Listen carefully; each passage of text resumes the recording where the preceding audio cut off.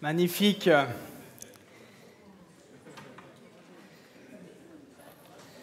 C'est bien, sur la chair, c'est des objets trouvés. Je profite si jamais.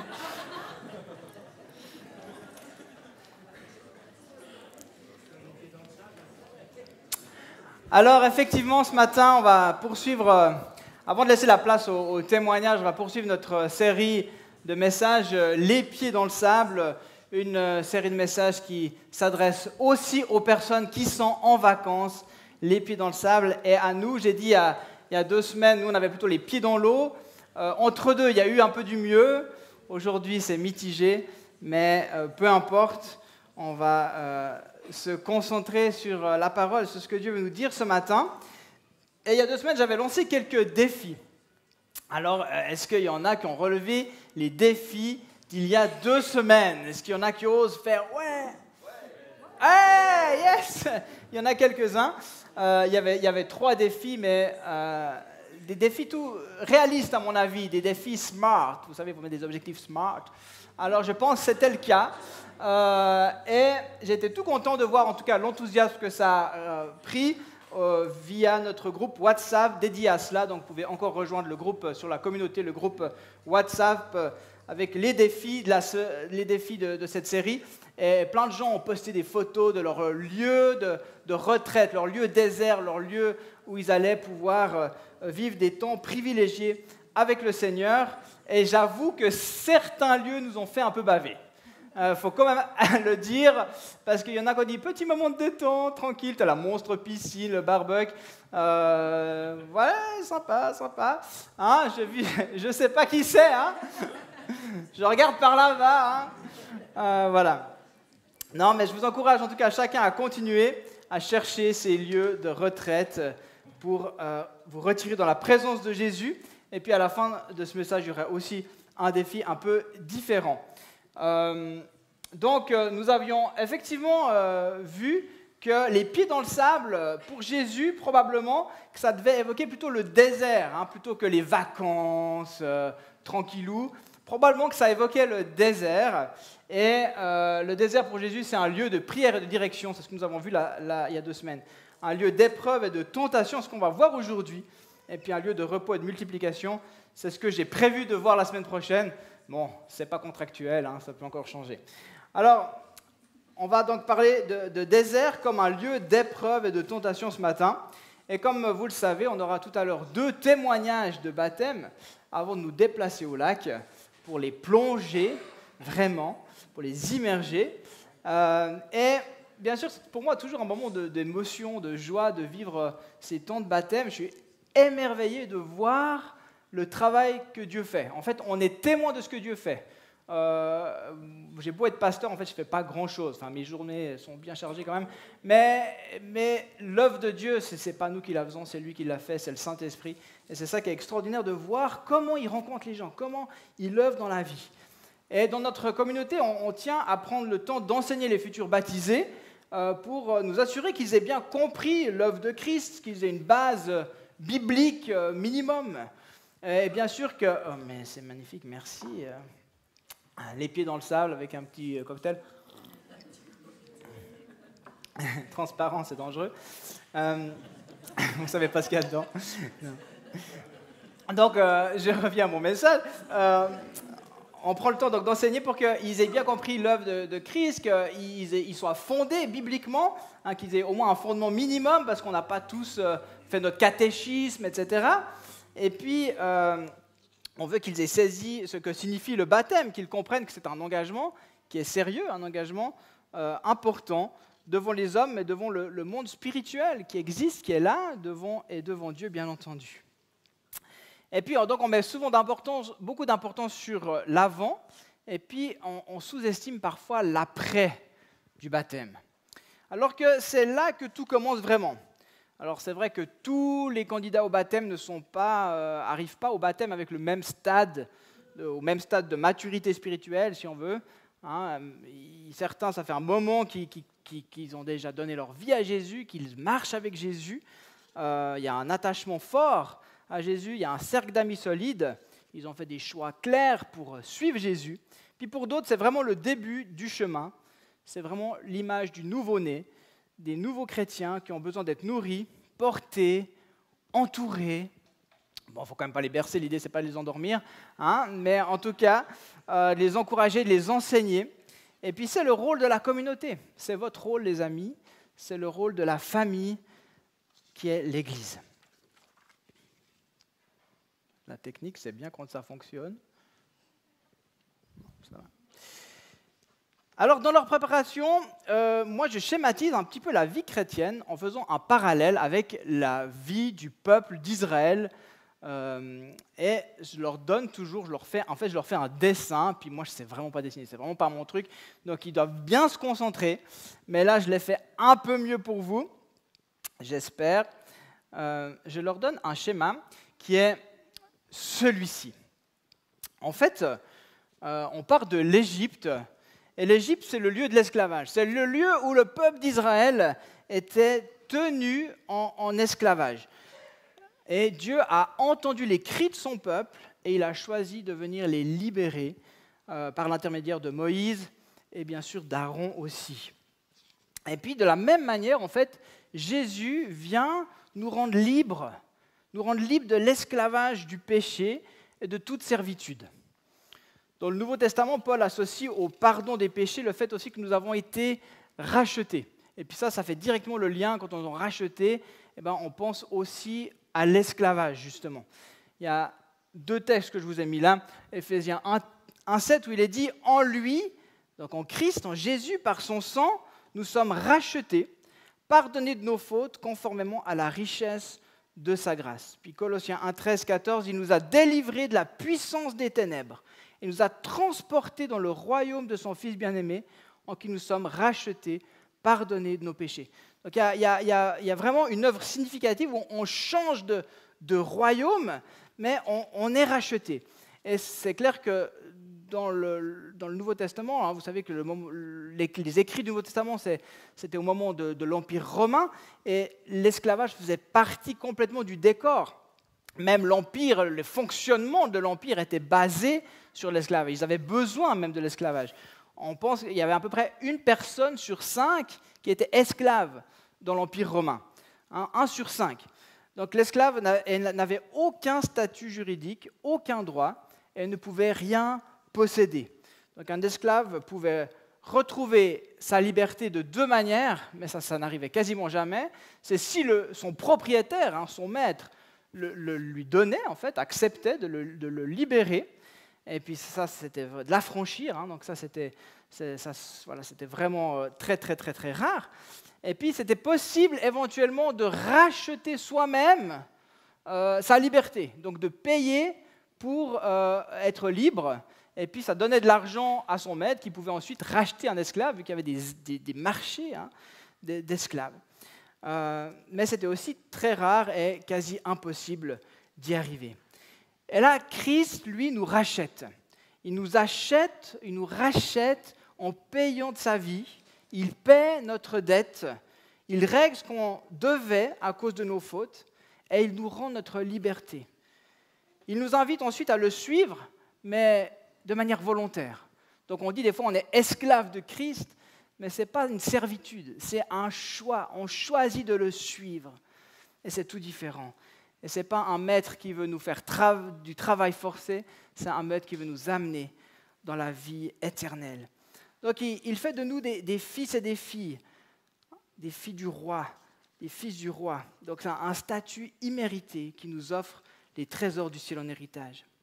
Il nous offre sa vie, une vie abondante pour l'éternité. Il nous comble de son amour comme personne ne peut le faire humainement. Donc c'est un cadeau immense, c'est une grâce. Et c'est lui qui fait le premier pas. Comme pour ce peuple d'Israël, il fait le premier pas. C'est lui qui entend les cris, c'est lui qui choisit de donner sa vie pour nous libérer de la puissance des ténèbres, puissance de mort, qui nous garde esclaves et loin de Dieu. Donc il l'a fait pour beaucoup d'entre nous. Il l'a fait pour Rachel et Yoël, et puis il veut le faire pour tous. Ensuite, sur ce schéma, on retrouve la mer Rouge.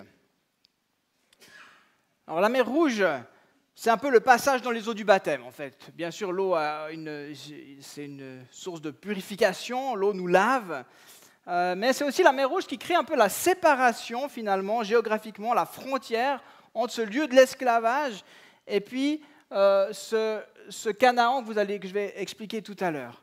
Donc c'est un passage important où, vous vous souvenez de l'histoire, hein, en fait le peuple va passer, lui, à sec, hein, Dieu va ouvrir miraculeusement ce bras de mer, mais l'ennemi qui les suit, donc les Égyptiens, vont être engloutis, hein, la mer va se refermer sur eux, et puis on peut voir ici comme une image du passé qui est englouti dans la mort. Donc c'est un passage nécessaire pour arriver de l'autre côté, pour arriver dans cet autre royaume.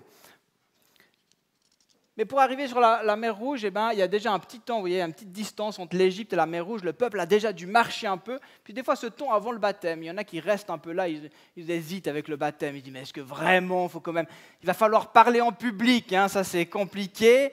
Il va falloir dire mon témoignage et puis tout le monde va me regarder. En fait, c'est hyper nécessaire qu'il y ait des témoins, que cette confession de foi se fasse oralement, que les gens entendent ici-bas et dans le ciel. Mais c'est vrai que du coup, il y en a qui hésitent, ils restent un peu là au bord de la mer, les pieds dans le sable aussi, hein, mais est-ce que vraiment le bras va s'ouvrir? Et puis des fois, ils attendent aussi qu'il y ait une parole divine extraordinaire qui dit « Maintenant, fais-toi baptiser ».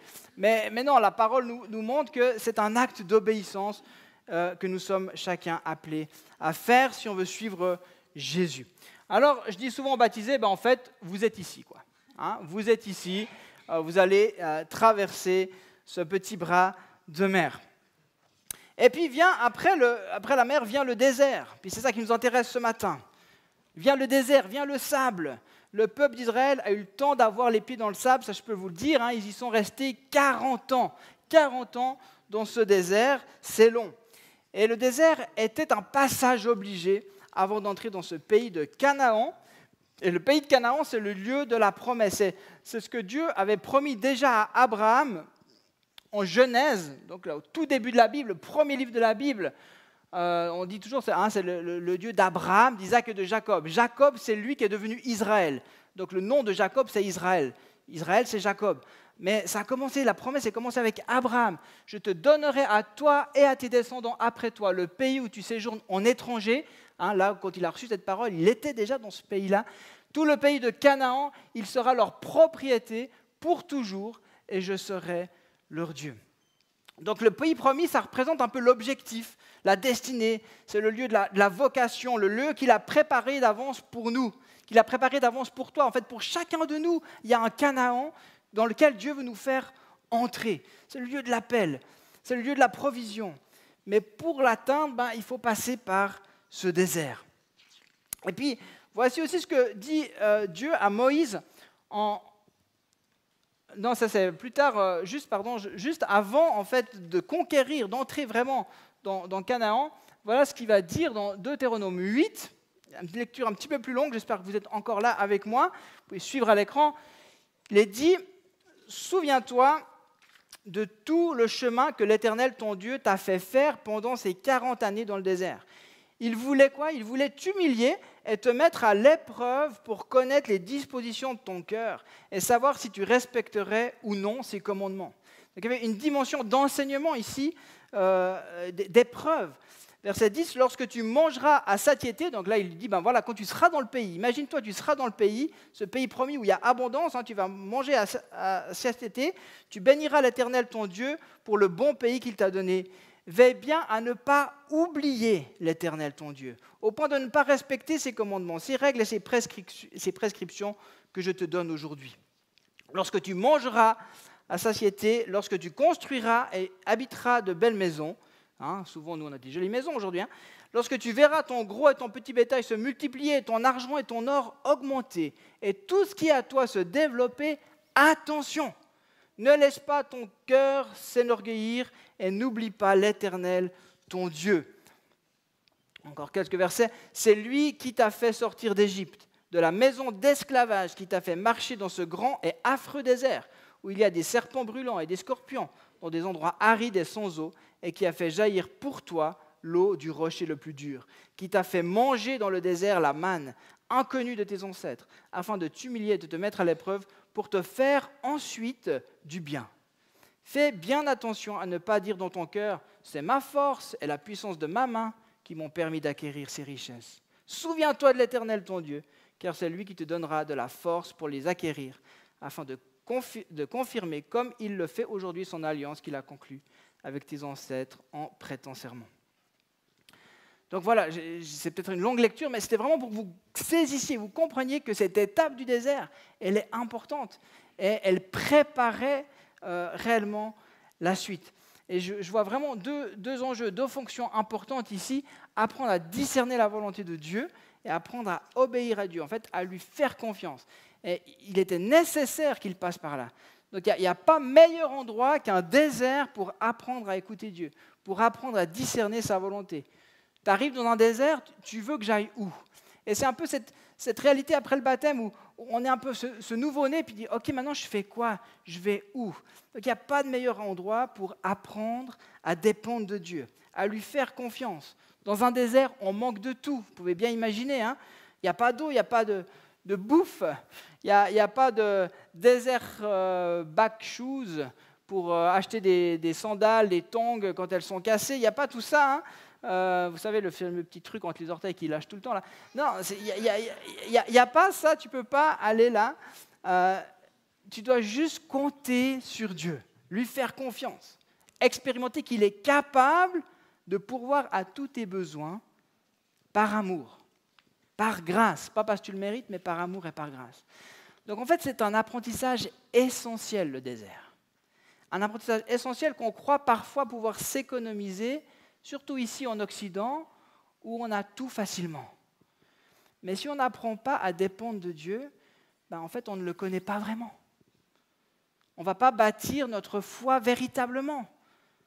Donc les déserts sont nécessaires dans nos vies pour nous permettre d'avancer et d'aller plus loin, pour entrer dans ce Canaan, dans ce lieu de la promesse, et là, pour se souvenir que tout vient de lui. Alors Dieu parle à son peuple dans le désert. Dieu se révèle dans le désert. Il se manifeste, il lui fait connaître sa volonté, ses lois. On l'a lu, il a fait sortir de l'eau d'un rocher, il a fait tomber du pain du ciel, il a fait tomber des cailles même. Hein, quand ils n'étaient pas contents, ils disaient, j'en ai un peu marre de ce pain-là. Il y a eu des cailles qui sont tombées du ciel. Il leur a donné des vêtements, des sandales qui ne s'usaient pas. Mais tout cela devait les préparer à la suite. Prendre ce pays promis, être le peuple du Dieu unique, le peuple du Dieu saint, le peuple du Dieu vivant et créateur. Ça devait leur permettre d'entrer dans leur vocation et leur identité. Alors ça ne devait pas prendre 40 ans, on est d'accord, hein, il y a eu une parenthèse, ça aurait dû aller un peu plus vite, mais malgré ces expériences, ils n'ont pas cru encore que c'était le moment, ils ont eu encore des craintes, puis du coup ils sont restés longtemps.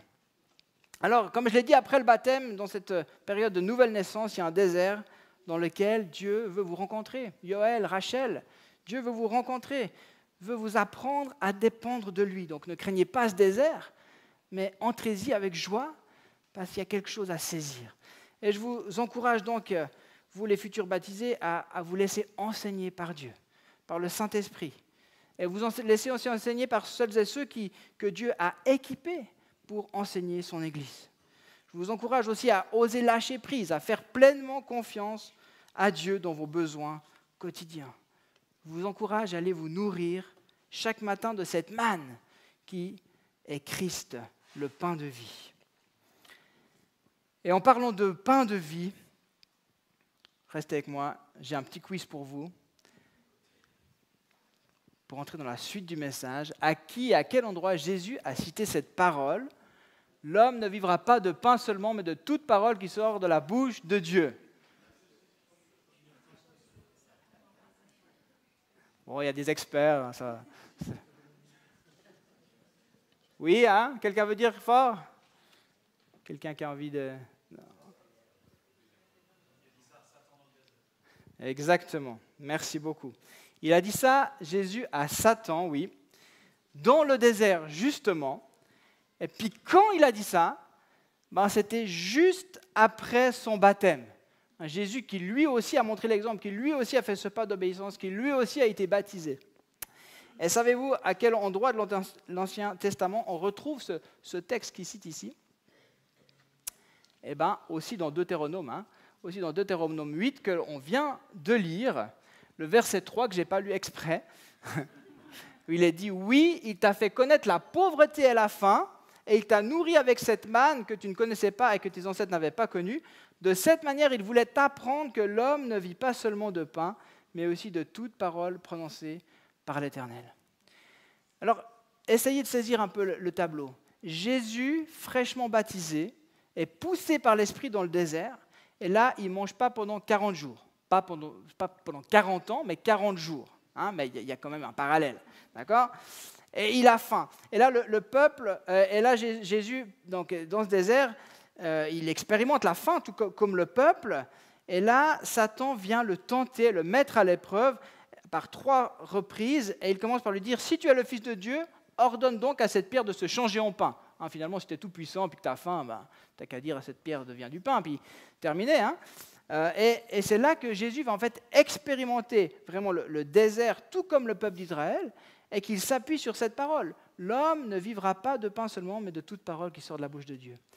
Donc ce qui est intéressant, c'est qu'en fait, Jésus, il vit le message, il accomplit la parole. Le peuple a dû apprendre qu'on peut se nourrir de la parole de Dieu, mais Jésus, lui, le vit pleinement en fait. Il n'a pas eu besoin de l'apprendre, il est dans le moment, il est dans la tentation, et il utilise à bon escient cette parole reçue aussi dans le désert par le peuple d'Israël. Jésus le vit et nous montre le chemin. Alors qu'on apprend à discerner la volonté de Dieu et d'apprendre à dépendre de lui dans le désert, l'expérience de Jésus nous montre aussi qu'on doit apprendre à résister à la tentation et au tentateur. Donc le désert, ça peut être un lieu de tentation parce qu'on est isolé, parce que le passé, en fait, nous nourrit plus. Lorsqu'on était esclave, on était nourri. Mal nourri, mais nourri quand même. Aujourd'hui, parfois, notre lieu d'esclavage, ça peut être une addiction. Beaucoup de gens sont addicts de quelque chose. Mais en fait, ces addictions, elles nous nourrissent. Une addiction, elle te nourrit à l'intérieur. Elle nourrit un vide. Elle essaye de combler quelque chose, un manque. Mais la réalité, c'est que ça ne te comblera jamais. Dieu seul peut combler parfaitement nos vies, sans mauvaises conséquences pour notre corps, pour notre réputation, pour notre entourage. Donc, lorsqu'en fait on est délivré, lorsqu'on est délivré de ce lieu d'esclavage, il y a un moment donné où on se sent un petit peu bizarre, on se sent un petit peu vide. Et puis c'est là qu'on rentre dans ce désert où on doit apprendre à laisser Dieu nous nourrir, à laisser Dieu nous parler. Mais évidemment, c'est là aussi que le tentateur revient et puis il essaye de nous rattraper un peu. En fait, moi je dis toujours aux futurs baptisés, Satan, l'ennemi, c'est un mauvais perdant. Et il faut lui rappeler qu'il a perdu. Il faut lui rappeler qu'il est vaincu. Et il faut lui rappeler souvent parfois. Mais il a perdu, c'est vrai. Mais lui, il essaye encore. Il nous désoriente, il nous fait douter, il nous fait murmurer. Est-ce que j'ai fait le bon choix ? Puis finalement, c'était quand même pas si mal avant en Égypte. Je faisais ce que je voulais. C'est la belle illusion de penser qu'on est parfaitement libre. Bien sûr qu'on ne l'est pas. Donc oui, après le baptême, il y a une période de tentation forte où l'ennemi essaie de nous piéger, de nous reprendre. Mais Jésus dit en Jean 10, 28 que personne ne peut nous ravir de sa main. Quelle bonne nouvelle. N'ayez crainte, mais résistez les amis. Résistez au diable et il fuira loin de vous. Ça c'est dans Jacques 4, 7. Donc ce désert de la tentation nous rend plus forts, plus déterminés pour entrer dans les projets de vie, dans le Canaan que Dieu a pour nous. Et à la fin de cette période de désert, il est écrit en Luc 4, 13, 15, « Après l'avoir tenté de toutes ses manières, le diable s'éloigna de lui jusqu'à un moment favorable.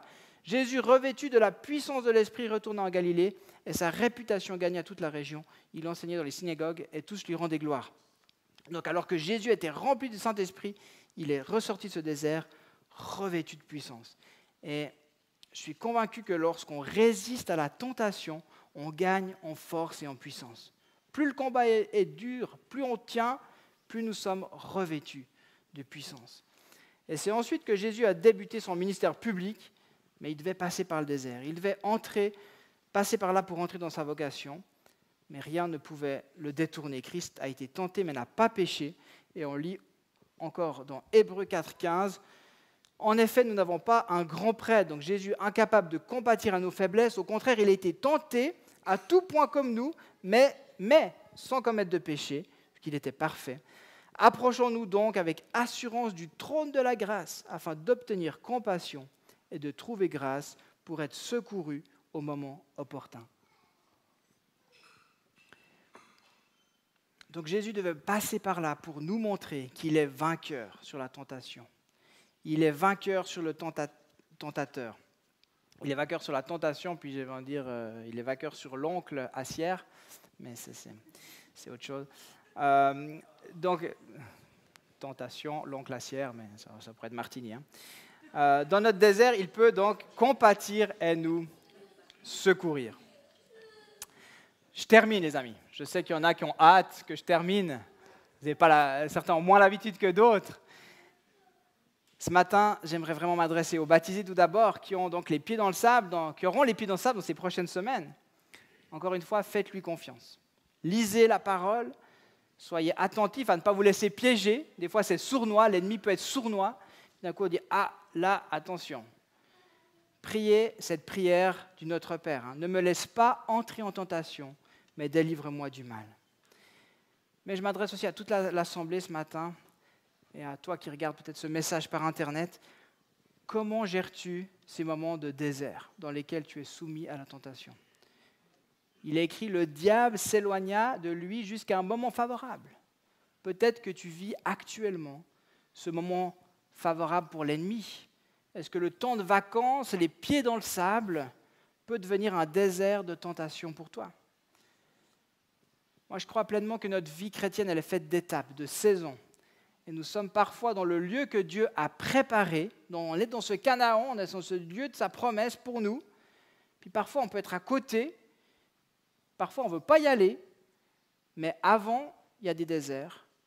Pendant, il y a des déserts. Après, ou avant la prochaine saison, la prochaine étape, il y a encore des déserts. C'est là qu'il nous forme, c'est là qu'il nous parle, c'est là qu'il nous montre la direction. Mais c'est là aussi, dans ces moments-là, où l'ennemi essaie de nous faire chuter, nous retenir, nous embrouiller, nous faire revenir en arrière, parce qu'il ne veut pas qu'on progresse, il ne veut pas qu'on aille plus loin. Il essaie de nous rappeler le goût de l'Égypte. Et il sait très bien, c'est comme un alcoolique, tu lui redonnes un verre, il sait très bien qu'il y a une récidive. Alors on ne parle pas ici de perdre son salut ou de retourner vraiment en Égypte, mais ces récidives nous empêchent d'aller plus loin, de continuer notre croissance, d'accomplir ce qu'il a prévu pour nous. Donc j'aimerais t'encourager ce matin à résister avec la parole dans ton lieu secret. Donc c'est vraiment le petit défi que je vous lance pour cette semaine.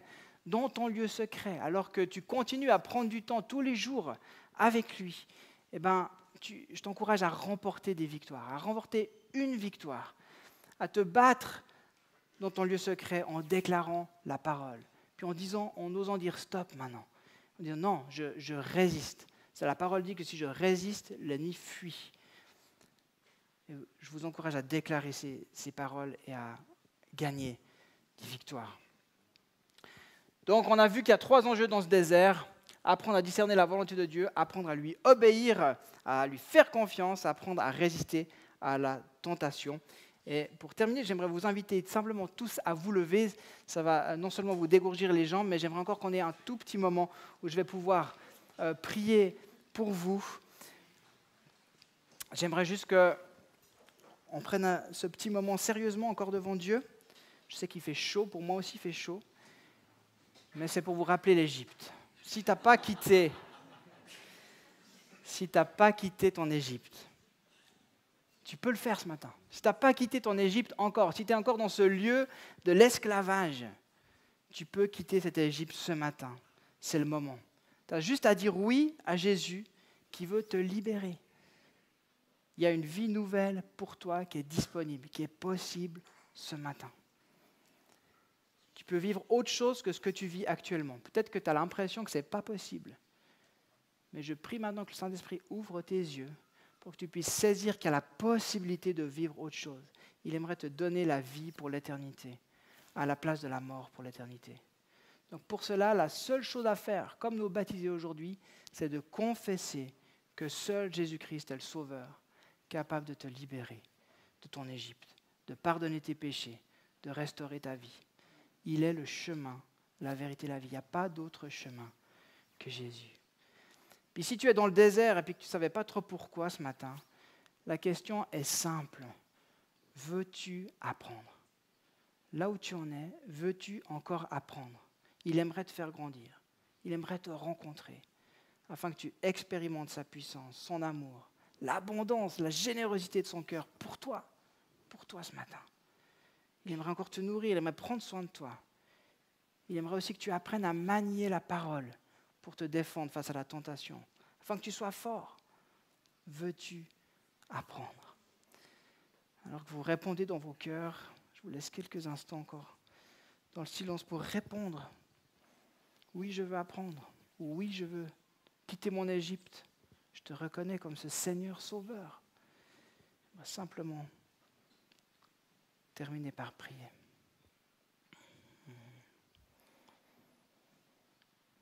Seigneur, on ne voit pas toujours les déserts comme quelque chose de positif. Mais ce matin, on comprend que c'était un passage obligé, un passage nécessaire et qu'il y en aura encore dans nos vies. Mais merci parce que tu es présent dans nos déserts. Merci pour ce cadeau que tu nous fais de nous rencontrer dans ces moments parfois de doute, de questionnement, de découragement, de dépression, de maladie, de souffrance. Mais merci parce que tu veux nous apprendre à dépendre de toi. Et Seigneur, je prie que beaucoup ce matin puissent choisir de s'appuyer sur toi davantage dans leur quotidien. Seigneur, on est aussi conscient que l'ennemi nous laisse rarement beaucoup de répit et qu'il est sans cesse à être là. La parole nous dit aussi qu'il rôde comme un lion rugissant. Mais Seigneur, merci de nous donner ta parole pour nous défendre, ta parole pour résister à la tentation. Merci, tu nous donnes la force par ton Esprit Saint, tu nous équipes. Et Seigneur, merci parce que tu nous rends plus forts, toujours plus forts pour aller plus loin, pour entrer toujours plus proche de ton cœur, plus proche de ta volonté. Alors, Seigneur, que beaucoup puissent, dans cette semaine qui s'ouvre, remporter des victoires. Ce ne sera pas comme la semaine passée, mais qu'il y ait une progression, qu'il y ait un mieux, parce que tu te bats avec eux, tu te bats pour eux, alors qu'ils vont proclamer ta parole, alors qu'ils vont choisir de se positionner. Seigneur, merci parce que c'est encore une fois ton œuvre. Et Seigneur, je prie pour celui ou celle qui choisirait aujourd'hui de quitter l'Égypte. Seigneur, merci parce que ton sacrifice a déjà tout accompli à la croix. C'est comme une possibilité qui est toujours ouverte, qui est là, comme un cadeau d'amour qui est disponible. Seigneur, je prie que une personne ce matin puisse ouvrir ce cadeau, choisir de sortir, choisir de se laisser libérer et de reconnaître que tu es celui qui offre une vie différente, une vie nouvelle, jusque dans l'éternité, pour ta gloire, mon Dieu. Amen. Amen. Merci pour votre écoute. Seigneur, continue à vous bénir. On est toujours disponible à la fin du culte. Il y a 2 équipiers de prière qui sont aussi là, si vous avez besoin de prier. Et en tout temps, on est disponible aussi pour vous recevoir, pour prendre un temps avec vous, pour peut-être vous encourager dans la prière.